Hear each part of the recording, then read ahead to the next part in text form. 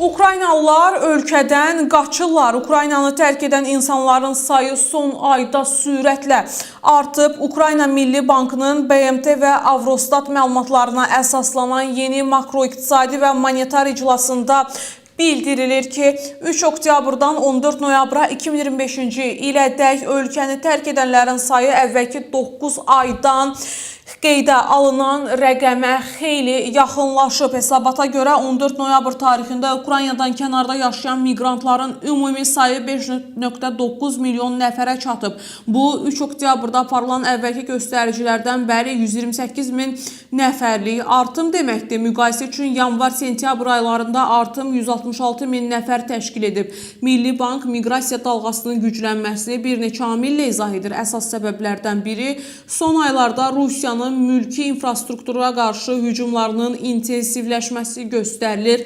Digər mühüm faktor isə 18-22 yaşlı kişilərə ölkəni tərk etməyə icazə verilməsidir, deyə xəbərdə məlumat yayılıb.